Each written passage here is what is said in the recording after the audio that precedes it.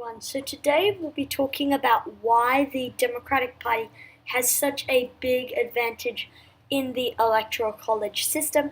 So I've just put a generic Democrat up against a generic Republican because we don't know who the nominees yet will be. So let's go through. This is basically like the future elections, how easy it is for them to win. Let's give them all the states that are solidly in their column, because these states are not likely to flip to the Republicans because of all the changing demographics. So all the Northeast would be considered safe. One electoral vote from Maine. Maine at large would be considered safe, but second, not safe. New York, safe Democratic territory. Illinois, another safe Democratic territory. Virginia, in future elections, that will be safe Democratic territory, along with Colorado and Nevada. I'm also giving the Rust Belt. Let's just step back a bit, because I'm already giving them the election with the safe states. But just with these safe states alone, every single blue state on the map right now are states that Barack Obama carried twice. Every single one of them. All the states in blue are states Obama won twice. So if Democrats can just put up really good candidates like Obama, if they put up Biden, Sanders, Harris, all these other great candidates, they can use them to win over elections like this. We'll keep going through all the safe Democratic states. In 2032, Arizona and Georgia likely to be safely Democratic due to the Latino immigrants coming into Arizona and the African American immigrants coming into Georgia. These are likely to be safe blue by 2032 due to this. I mean, Arizona has got narrower and narrower every single election.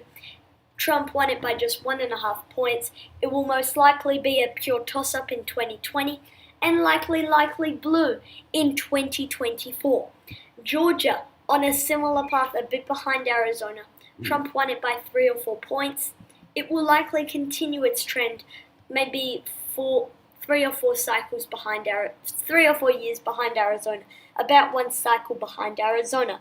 So Georgia in 2020 will be where Arizona is in 2016. That is my prediction.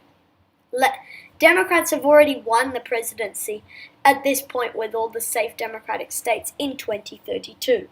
Let's keep going through all of these safe states. North Carolina, by 2032, it will most likely be a heavily Democratic state due to the African American immigrants that are coming into this state, increasing its electoral vote totals and making it a heavily Democratic state. We'll keep going through. In South Carolina, another state, a bit earlier, it will fall a couple years later than North Carolina, but in the end, South Carolina, once a Republican stronghold, will eventually go to the Democrats. In Florida, another state that the Democrats have been looking on, it is a pure toss-up now, but sooner or later enough, the Puerto Rican immigrants will be enough to outweigh the Republicans out in the Panhandle. The Democrats will have an advantage in Miami-Dade, Broward, and Palm Beach, and it will be enough to overcome the Republicans in the center of the state and up in the Panhandle. We'll keep going through. Just as a brief mentioning point, Iowa and Ohio are likely to be safe Republican in 2032 due to the demographics. New Hampshire, another state and also in Maine. I'm giving New Hampshire and all of Maine to the Democrats due to their appeals and their different kind of ideologies. You do need to consider that the Democrats have already won the presidency, and this is all with relatively safe states in 2032. In Texas, I actually don't want to call this one yet, but going over to Ohio, Iowa, and all the safe Republican states. Montana would be a toss-up. North Dakota would be a toss-up. South Dakota, Nebraska at large and one electoral vote would be safe, but second congressional district, easy win for Democrats. In Kansas, safe. Oklahoma, safe. Across this area of the country, Missouri, Arkansas, Louisiana, that's a bit iffy, but Missouri is still on its trend to become more Republican. Same thing with Arkansas. Louisiana is kind of staying stagnant, but for the sake of the argument, I'm giving the Republicans all of these states. Indiana progressively becoming more Republican. But in Alaska, yeah, you could say that's safe Republican. But look at this. Let's say, for the sake of the argument, that Republicans, in one way or another, win Montana and North Dakota. Wow, yay for the Republicans. But we need to consider Texas. Used to be a Republican stronghold. In 2032 will be safely Democratic because of the Latino immigrants increasing its electoral vote totals. In 2024, Texas will likely have 42 electoral votes, 4 more than it does now, which would bring the Democrats to 402 electoral votes if this was held in 2024. That's not even to mention the more votes that Nevada, Arizona, New Mexico, Colorado, Texas, Georgia, the Carolinas, Florida, Virginia, and many other states that will be increasing their electoral vote totals because of this countrywide trend of favoring to the Democratic Party. And Texas, I know many people will say, no. Texas is a Republican stronghold. No, it is not. In 2032, Texas will be a heavily Democratic state. Maybe a likely Democrat or a leaning Democrat. But because I need you to trust me, Texas will be a heavily Democratic state. Don't do anything in the comments about that because Texas is going to be a Democratic state in 2024. Guaranteed. I absolutely guarantee you that.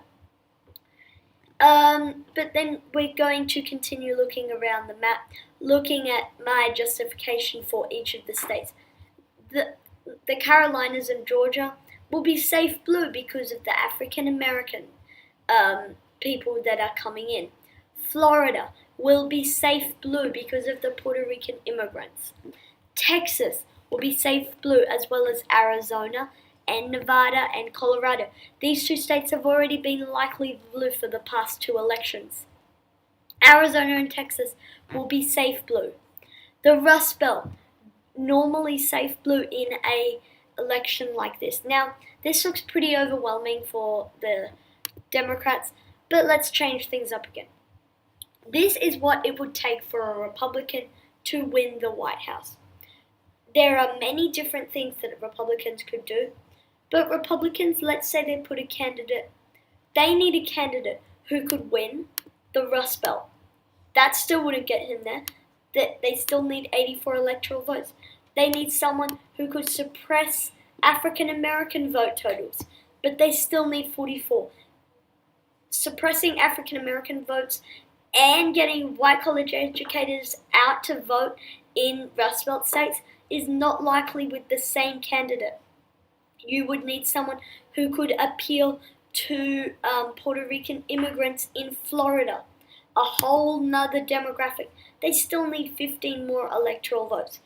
They would need someone who could appeal to, who could suppress voter turnout in Arizona and other states like that. They would need someone who could do the same in Texas, and that would finally give them the election. However, it is important to consider that this is because they have got someone who can appeal to Rust Belt voters, they've got someone who can suppress African American vote totals, they've got someone who can appeal to Puerto Rican immigrants, or suppress Puerto Rican immigrant vote totals if they're for a Democrat. They need someone who can win in minority areas. And even that's 4 totally different demographics. Rust Belt, suppress African Americans, Puerto Rican immigrants, and suppress Latinos. it is not likely to get all four of these things with the same person, like all at the same time. But let's say that, for the sake of argument, they do make all these kind of states competitive. They somehow manage to make the Rust Belt competitive. But the Democrat only needs 36 electoral votes. Let's say the Republican wins Texas in some scenario. Let's say they win Arizona, Georgia, and South Carolina. The Democrat still has the advantage, and that's not even factoring in all of these states that are heavily Democratic. And that's not even factoring in Florida, North Carolina, both of whom are battlegrounds, but both of whom are most likely to go to the Democratic Party in the future elections. So this is basically kind of, just to wrap things up, the Democrats have a far easier path to the White House than the Republicans do. If the Republicans need to win in future elections, they would need someone who could appeal to white working class, someone who can suppress African American voters in these places. They need someone who can appeal to Puerto Rican immigrants. They need someone who can appeal to Latino immigrants. And even then, the Democrats still have an advantage. So that basically sums up the video. Thank you guys for watching this video, and I'll see you all in the next video.